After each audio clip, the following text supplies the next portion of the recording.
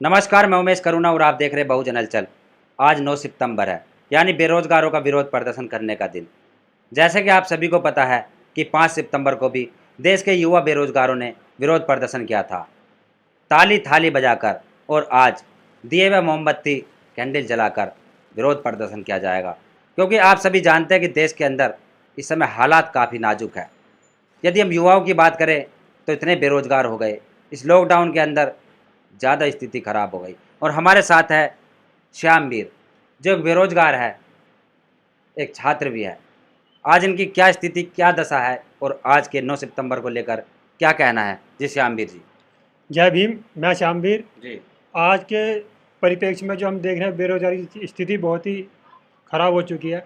जो सरकारी भर्तियां निकलती हैं वो आती थी, पिछले क्रम में देखें तो मामला मतलब चलता रहता था, लेकिन जब से ही गवर्नमेंट आई है, मतलब नया परिप्रेक्ष्य है, जितनी भर्तियां या तो निकलती नहीं है, निकलती हैं तो या तो पेपर आउट हो जाता है या पेपर लीक हो जाता है या उनके मानदंडों में कुछ फेरबदल हो जाती है। लगभग लगभग कोटियाँ लगभग लगभग जितनी भी भर्तियाँ हैं, जितनी भी वैकेंसियाँ, सब कोर्ट में फंस जाती हैं, कोर्ट में मुकदमा चलना शुरू हो जाता है उनके ऊपर। तो आज पूरे देश में ये स्थिति है बेरोजगारी की, बहुत ही मतलब अपने चरमावस्था पे है। और लोगों अब तक लोगों को ये विश्वास था, ये आशा थी कि भर्तियाँ अब होंगी, लेकिन धीरे धीरे जितनी पढ़े लिखे हैं उनका जो धैर्य है वो जवाब दे गया है। और उनका जो जो धैर्य जवाब देगा, उनका जो गुस्सा फूटा है वो 5 सितंबर को देखने को मिला है। और अब उन्होंने उसी दिन ही घोषणा कर दी थी 5 सितंबर बाद कि हम 9 सितंबर को भी गवर्नमेंट के खिलाफ मोमबत्ती जलाकर प्रदर्शन करेंगे। एक बार जब ताले थाले बजाई थी कोरोना के टाइम पे, वो गवर्नमेंट के समर्थन में थी, लेकिन ये गवर्नमेंट के विरोध में थी। और अब जो हम ब्लैकआउट करेंगे, मोमबत्ती जलाएंगे, ये सब भी गवर्नमेंट के विरोध में करेंगे। मतलब आज 9 बजे आप जो दिए और मोमबत्ती जलाओगे, जो प्रकाश का एक विरोध प्रदर्शन करोगे प्रकाश करके। नहीं, यहाँ पे सभी बेरोजगारों का दुख जो है वो धैर्य है वो जवाब दे गया है और उनको गुस्सा फूट रहा है। और धीरे धीरे ये एक बड़े स्तर पर जा रहा है। ये यहीं पे नहीं रुकने वाला है, क्योंकि बेरोजगार ना बिल्कुल बेरोजगार हो चुके हैं। उनके सामने स्थिति बन चुकी है, करो या मरो की, या तो कुछ करेंगे या यहाँ हम मरेंगे। तो ये गवर्नमेंट के लिए एक वो है, संदेश भी है, गवर्नमेंट के लिए एक अनुदेश भी है, अनुदेशन कह दो, संदेश कह दो कि हम अब रुकने वाले नहीं हैं। प्रदर्शन तो पहले से होते रहे हैं, इससे भी बहुत भयानक प्रदर्शन हुए। जैसे दिल्ली के जंतर मंतर की बात करें यदि हम, तो वहाँ पर आदिवासियों की बात करें तो उन्होंने बहुत बड़े प्रदर्शन किए थे, पेशाब तक पिया था, आत्महत्या तक की थी, आग तक जलाई थी। तो आप क्या अनोखा प्रदर्शन कर रहे हैं? जो आज बेरोजगार जो छात्र है, मोमबत्ती जलाकर या ताली थाली बजाकर, ये तो एक भेड़ चाल हो गई। कुछ अलग से ऐसा कुछ क्यों नहीं कर रहे जो कि सरकार की आंखें खुले, सरकार को कुछ दिखे कि आज वाकई में ही बेरोजगारी है या वाकई में ही छात्र जो है दुखी है? आज बड़े स्तर पे, पहले भी बड़े स्तर पर प्रदर्शन होते थे, आज भी बड़े स्तर पर प्रदर्शन हुआ है, लेकिन जो इतनी बड़े बड़े चैनल है, मनुवादी मीडिया है, वो कभी कुछ नहीं दिखा रही है। अभी मध्य प्रदेश के अंदर एक प्रदर्शन हुआ था, उसके अंदर एनटीपीसी पेपर के लिए बेरोजगार लोग बैठे थे, लोगों ने जबरदस्ती उन्हें पीट के भगाया वहाँ से।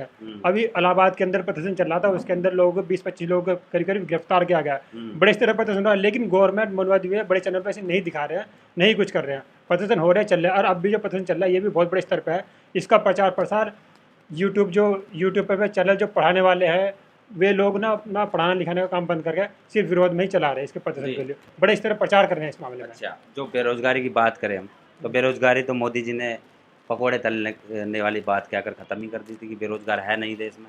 तो पकौड़े अगर तलते हैं तो पकौड़े खाने के लिए भी होना चाहिए ना। पकौड़े अपने जितने भी बीजेपी के नेता हैं उनके बच्चे हैं, अपने बड़े बड़े लोग हैं, इन सबके बच्चे कहाँ विदेश में पढ़ रहे हैं, और हमारे जो गरीब लोग हैं उनके लिए पकौड़ा तलने की योजना, जो देश का धन लेकर भागे जा रहे हैं उनके लिए भगोड़ा योजना, और जो लोग पढ़ा लिखा रोजगार है उसके लिए पकौड़ा योजना। ये अपने बच्चों के लिए क्यों इस तरह की योजना नहीं चलाते? क्यों अपने बच्चों को विदेश में पढ़ने के लिए भेजते हैं? उनको पकौड़ा तलने के लिए कभी नहीं कहा जाता। नहीं, अपने बच्चों को कौन चाहता है पकौड़ा तले? नहीं, कोई ना, तो दूसरे के लिए क्यों ऐसी योजना बना रहे हो? समानता वाली बात होनी चाहिए, देश के अंदर समानता नहीं चाहिए, किसी भी बात को लेकर समानता। नहीं, मतलब अगर किसी का खुद का बच्चा है तो वो क्यों चाहेगा कि हमारा बच्चा पकोड़े तले? वो तो चाहेगा कि हमारा बच्चा विदेशों में पढ़ने जाए।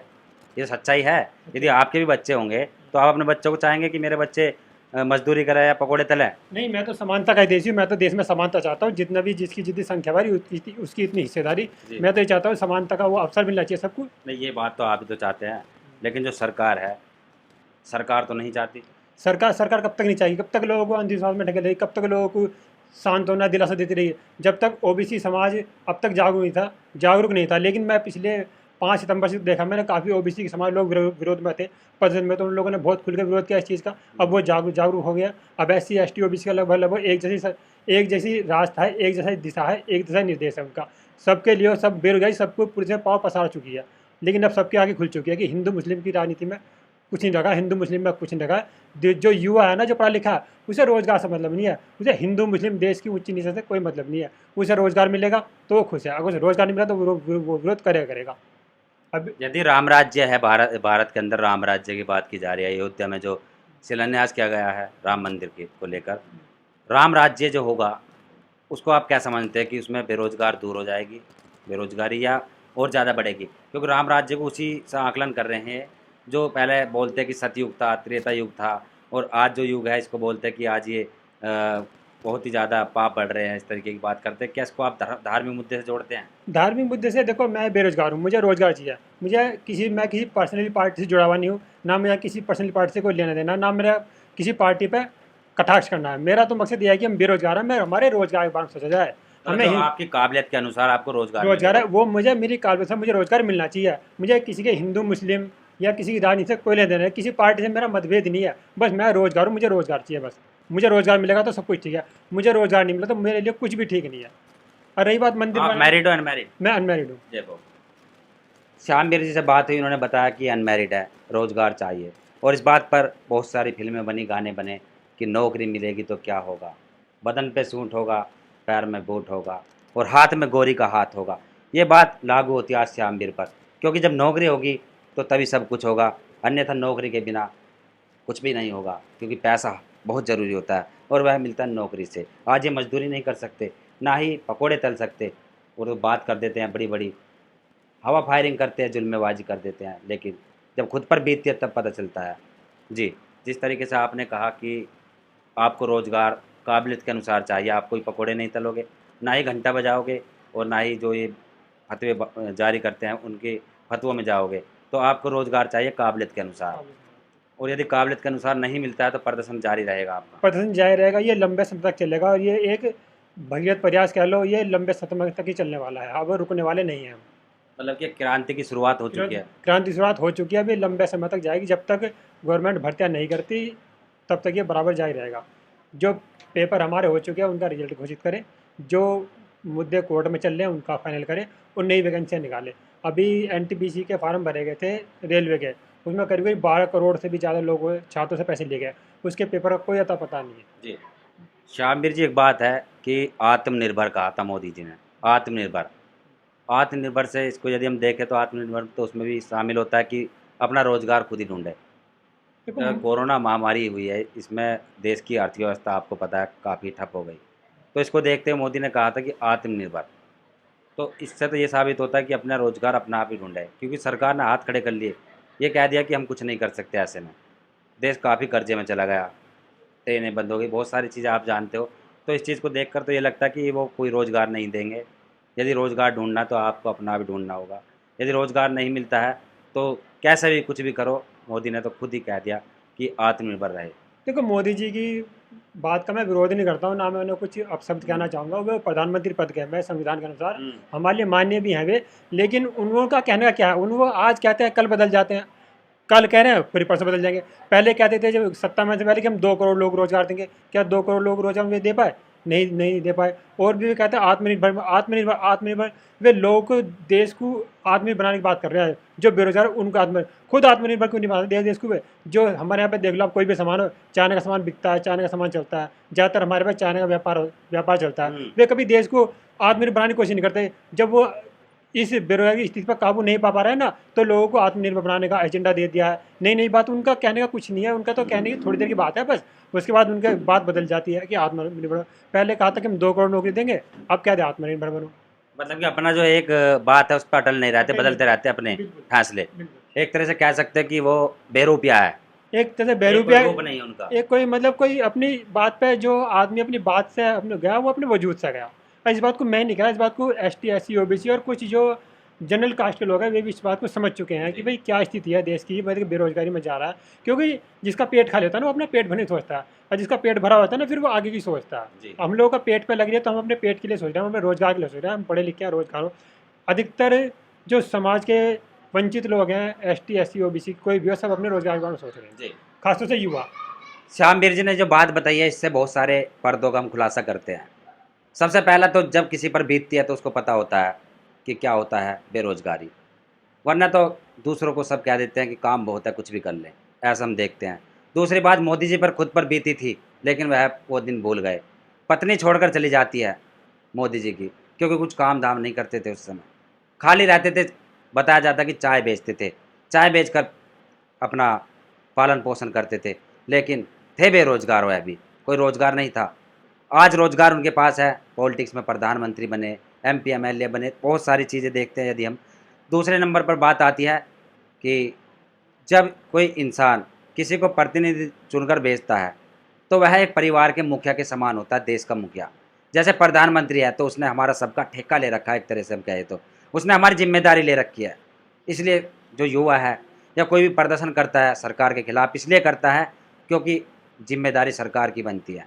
यदि कोई भूखा भी मर रहा है देश के अंदर तो वह भी सरकार को ही दोष देता है और देगा, क्योंकि यदि एक परिवार की बात करें, परिवार का जो मुखिया होता है, यदि परिवार के अंदर कोई भूखा है, कोई प्यासा है, कोई कमज़ोर है या कोई धनवान है, तो वह अपने उस मुखिया को ही कहता है जो उनका बाप होता है या माँ होती है।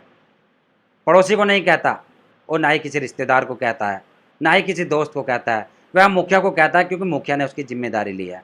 और आज जिम्मेदारी जो ली है वह हमारे देश के प्रधानमंत्री, वह उत्तर प्रदेश के या किसी भी प्रदेश के जो मुख्यमंत्री है उन्होंने ली है। किसी हम सांसद विधायक को नहीं कहेंगे यहाँ पर, क्योंकि जो सबसे बड़ा होता है पद वह है प्रधानमंत्री। और प्रधानमंत्री जो एक जुल्मेबाज है, कभी मोर को दाना खिलाता है और कभी ताली थाली बजाता है, कभी घंटे की बात करते हैं और कभी शिलान्यास कराते हैं, कभी पाखंडवाद की बात करते हैं, लेकिन जो असल मुद्दे हैं देश के उन पर कभी बात नहीं की जाती। आज जो बेरोजगारों का दर्द है उस पर कभी नहीं बात की जाती। और जो आज कोई लाचार, कोई महिला परेशान है, भूखी है, प्यासी है, दर दर भटकती है, कोरोना काल के अंदर जो प्रवासी मजदूरी करती थी या करते थे, उनकी इतनी बुरी दशा हुई कि रोड के ऊपर संतान को जन्म दिया। बहुत ऐसी महिलाएं थी जो मर गई। साइकिल चलाकर आती है, अपने बाप को पीछे बैठा कर लाती है। दिल्ली के अंदर यदि हम बात करें, सीएए, एनआरसी, ऐसे ऐसे मुद्दे भी चल रहे थे, सब अचानक कहाँ चले गए, क्योंकि ये षड्यंत्र है। यदि हम बात करें तो असल मुद्दों से भटकाने के लिए मोर को दाना खिलाया जाता है, शिलान्यास किया जाता है मंदिर का, और असल मुद्दों से भटकाने के लिए ही ये कार्ड खेले जाते हैं हिंदू मुस्लिम के।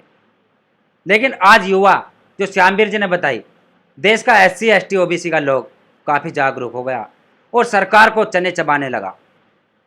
सरकार को ऐसी मुक्की देकर रहेगा जो उनका कहना है, क्योंकि आज शहीद भगत सिंह, उधम सिंह, चंद्रशेखर आज़ाद व सुभाष चंद्र बोस जितने भी क्रांतिकारी हुए हैं वह ऐसे नौजवानों के अंदर दिखाई देते हैं, क्योंकि वह अंग्रेज़ों से लड़ाई थी, गोरों से लड़ाई थी, और आज यहाँ पर वह तो चले गए जो उनकी नाजायज़ औलाद हम नहीं कहेंगे, क्योंकि हम किसी की आस्था को ठेस नहीं पहुँचाएंगे, किसी की भावना को ठेस नहीं पहुँचाएंगे। लेकिन जो दूसरे ये आज राज कर रहे हैं अंग्रेज़ों की जगह पर, उनसे लड़ाई लड़ने के लिए तैयारी हो चुकी है। जो आज प्रदर्शन किया जाएगा कैंडल जलाकर, दिए जलाकर, तोड़ जलाकर, वह वही समझो आप कि जैसे भगत सिंह ने असेंबली के अंदर विस्फोट किया था, सरकार के कान खोलने के लिए, सरकार की आंखें खोलने के लिए, क्योंकि गूंगी बहरी सरकार जब नहीं सुनती तो उसके कानों में आवाज़ पहुंचाने के लिए और उसकी आंखें खोलने के लिए ऐसे विस्फोट करने जरूरी हो जाते हैं। और वही आज का समय है जो हमने देखा, हमने पड़ताल की श्यामवीर जी की बातों पर, कि उससे यही आकलन निकल कर आता है कि आज जो गूंगी बहरी सरकार है उसको यह बहुत ज़रूरी है, आईना दिखाना बहुत ज़रूरी है। अन्यथा जो शासक होता है वह तानाशाह होता है, घमंड आ जाता है, उसका घमंड चूर करने के लिए ये जो आज प्रदर्शन होगा ये बहुत ज़रूरी है। जी श्यामवीर जी, हमने आपसे बात की, आपका जो बात थी उससे हमने जो आकलन किया और उस पर जो हमारा निचोड़ था वह हमने बताया, और इससे अलावा आपके दिल में जो भी दर्द है वह आप दर्शकों तक पहुंचा सकते हैं। मेरा तो सभी जो मेरे बेरोजगार साथी हैं उन सभी से यही कहना है कि आज शाम को 9 सितंबर 9:09 पर हम दिए जलाएंगे, लाइटें बंद रखेंगे और ये जो हम बात कर रहे थे ये गवर्नमेंट तक पहुंचाना चाहते हैं ताकि उनके आगे खुले, वे इस तरफ ध्यान दें। और जो मतलब ये गवर्नमेंट के लिए एक वो है, एक चुनौती के मतलब ये अपनी बात उन तक आज पहुँचानी है किसी भी मतलब तरीके से। मतलब हम गवर्नमेंट का विरोध नहीं है, लेकिन गवर्नमेंट की आंख खोलनी है ताकि वो बेरोजगारी की तरफ ध्यान दें और बेरोजगारी के लिए जो रोजगार के अवसर है उन्हें मुहैया कराए। जी। इस वक्त 2:25 हो चुकी है और 9 बजने में कोई ज़्यादा समय नहीं है। जो श्यामवीर जी ने कहा, हम इनका समर्थन करते हैं अपने चैनल के माध्यम से कि विरोध प्रदर्शन होना बहुत ज़रूरी है। क्योंकि यदि ये सोचे कि ये बेरोजगार है और हमारे पास रोजगार है, या दूसरे के पास रोजगार है हमारे पास नहीं है, तो ये लड़ाई नहीं रहेगी। दूसरे के दर्द को अपने ऊपर रखना चाहिए, क्योंकि ये सभी के साथ होता है। और इस चीज़ को आज समय बहुत कम है, तैयारी करें। यदि कुछ ना कर सके तो मोबाइल की टॉर्च ही जलाए, लाइटें बंद करे। क्योंकि मोदी ने जो फतवा पिछले लॉकडाउन में जो जारी किया था टॉर्च जलाने का, दिए जलाने का, उसके बहकावे में कोई नहीं आया था। बहुत ही कम लोग आए थे, वह थे जो मोदी भक्त कह सकते हैं हम। लेकिन आज जो देश का बेरोजगार है उसमें सभी कौम के लोग हैं और मोदी भक्त भी है। यदि हम बात करें, मोदी भक्त सबसे ज़्यादा है बेरोजगारी की लाइन में, लेकिन वह इसको भी भक्ताई में लीन होकर समर्थन नहीं करेंगे, वो बात अलग है। लेकिन जो मोदी भक्त नहीं है, जो अच्छे व बुरे की परख रखते हैं, वह जरूर इस विरोध प्रदर्शन का हिस्सा बने और दिखा दे सरकार को। और यदि अभी भी नहीं ऐसा होता है तो दूसरा जो फरमान होगा बेरोजगारों का, या दूसरे के बाद तीसरा होता ही रहेगा जब तक इन बेरोजगारों की बातें नहीं सुनी जाती, इन्हों के लिए कोई रोजगार का प्रबंध नहीं किया जाता।